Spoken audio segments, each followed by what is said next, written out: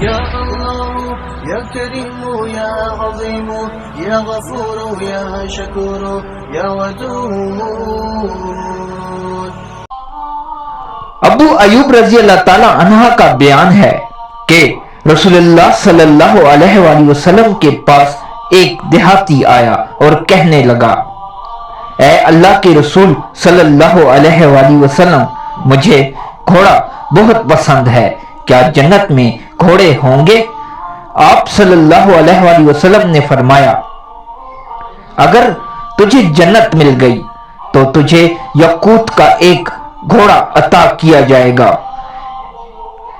جس کے 2 پر ہوں گے، تو اس پر سوار ہوگا، پھر وہ تجھ کو لے کر پرواز کرے گا جہاں تو چاہے گا۔